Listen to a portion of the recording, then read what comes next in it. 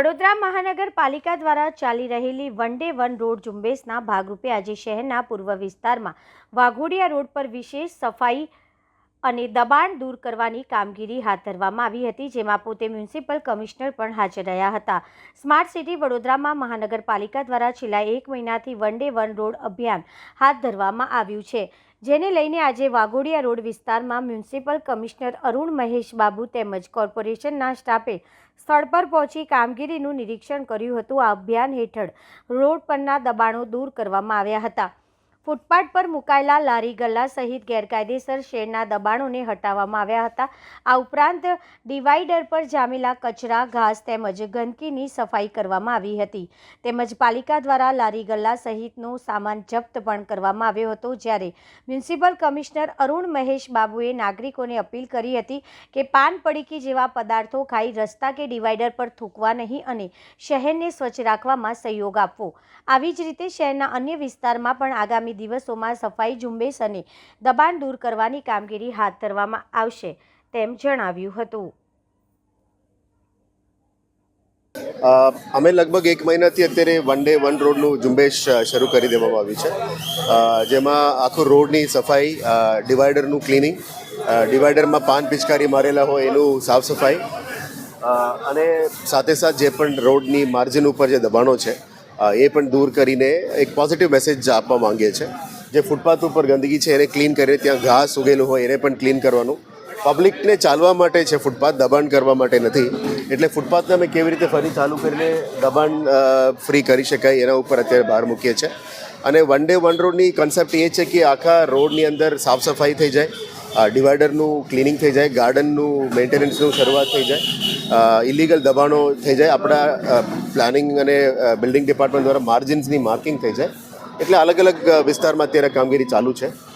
સૌથી વધારે સાઉથ ઝોનમાં વધારે કામ ચાલુ છે. ઓલમોસ્ટ 60+ રોડ્સ કમ્પ્લીટ થઈ ગયો છે અને બાકી 30-35 રોડ્સ પ્રગતિ હેઠળ છે. નોર્થ ઝોન, ઈસ્ટ ઝોન અને વેસ્ટ ઝોનમાં પણ કામ પ્રગતિ હેઠળ છે. અમે એક પોઝિટિવ મેસેજ આપવા માંગીએ છીએ સિટીમાં કે સિટીને સ્વચ્છ બનાવવાની કામગીરીમાં વીએમસી તો અગ્રેસર તો રહેશે જ, સાથે સાથે પોલીસ ડિપાર્ટમેન્ટ આપણને સપોર્ટ આપીએ છીએ. પબ્લિકને પણ જોડવા માંગીએ છીએ, કારણ કે આ ઝુંબેશ સિટીને સ્વચ્છ કરવાનું ફક્ત મહાનગરપાલિકાનું અથવા પોલીસનું અથવા એવા રોલ નથી, પણ તમામ સામાજિક લોકો, આગેવાનો આગળ જોડે, જે તે સોસાયટીઝના લોકો પણ રેસ્પોન્સિબિલિટી લે સૌથી પહેલાં. અને અત્યાર સુધી બહુ સારું સપોર્ટ મળી રહ્યા છે. વડોદરાના પબ્લિક બહુ સારા સપોર્ટ આપી રહ્યા છે, સારું પોઝિટિવ પ્રતિક્રિયા આપી રહ્યા છે. એટલે ઇલીગલ દબાણો પણ દૂર થાય છે અને માર્જિન ક્લિયર કરીને દૂર કરવાથી આપણા રોડ્સ ગાડીઓ ચાલવા માટે, વેવર બ્લોક અને ફૂટપાથ ચાલવા માટે અને નવા પાર્કિંગ સાઇટ્સ અમે ઊભું કરીએ છીએ. જે પણ વીએમસીની પ્લોટ છે એમાં પણ નવા આપણે કાર્યપદ્ધતિ શરૂ કરવાના છે, જેમાં વર્કિંગ વુમેન હોસ્ટેલ હોય, બાળકોના આંગણવાડી હોય, હોસ્પિટલ સેન્ટર્સ હોય, અમારા જે પબ્લિક સિવિક સેન્ટર્સ હોય, આ બધાની જે પ્રોજેક્ટ અત્યારે કન્સેપ્ટ ફેઝમાં છે એને આપણા વીએમસીની પ્લોટ્સમાં લાવીને સિટીની વિકાસ તરફથી લઈ જવા માટે પણ એક નાનકડો પ્રયત્ન છે. આ વન ડે વન રોડ કાયમ રહેશે, ઝુંબેશ ચાલુ રાખવાના છે, કારણ કે વડોદરાની અંદર લગભગ 4000 વોકિંગ કિલોમીટર છે. આપણે જે શરૂ કર્યા છે લગભગ 67 to 100 રોડ્સ અમે અત્યારે પહોંચ્યા છે અલગ અલગ ઝોનમાં. એટલે એક રોડ કરવાથી ધીરે આ એક સ્વચ્છતાનું મેન્ટાલિટી પણ લાવવાની છે. વડોદરાની પબ્લિક બહુ સારા છે અને પબ્લિકનું ખૂબ સહયોગથી આ કામને અમે આગળ લઈ જવા માંગીએ છીએ. અને મીડિયાના મિત્રો મારફતે પણ આ મેસેજ અમે આપવા માંગીએ છીએ કે આવો સાથે મળીને આ સિટીને અમે સ્વચ્છ બનાવીએ, અને વધારે સુંદર બનાવીએ. સર, ફરી વખત દબાણ ન થાય, સાચો પછી જે સફળતા મળી રહી છે, લોકોનો જે પ્રતિસાદ મળી રહ્યો છે, તે રીતે જોઈ રહ્યા છે. અમુક જગ્યામાં મને એવું પણ ફીડબેક આપણને મળી રહ્યા છે કે જે દબાણ દૂર થાય પછી 2 દિવસ પછી ફરી આવી જાય છે. એક આ કાયદાની અમે પાલન જ્યારે કરીએ, કાયદાનું ડર હોવું જોઈએ, કાયદા બધા માટે એક સમાન છે. એટલે ઇલીગલ કામ કરનાર લોકોને અમે એક મેસેજમાં આપવા માંગીએ છીએ કે ઇલીગલ કામ મહેરબાની કરીને નથી કરતા. કાયદામાં અમે પાલન કરવું જોઈએ, કાયદાને ફોલો કરવું જોઈએ અને આ કાયદામાં ઇલીગલ એન્ક્રોચમેન્ટ ના થવું જોઈએ. ફરી દબાણ થાય તો ફરી દૂર કરીશું.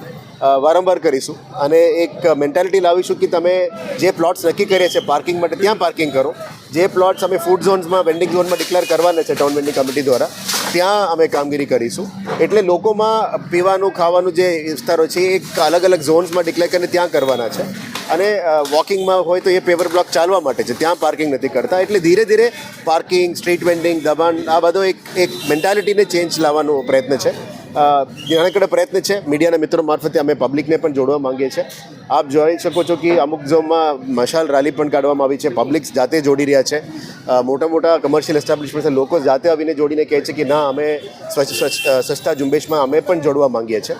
એટલે આશા રાખીએ છીએ કે આવનારા દિવસોમાં વડોદરાની અંદર સ્વચ્છ બનાવવામાં પૂરું સહયોગ મળે અને આ સિટીને વધારે અમે સુંદર બનાવી શકીએ.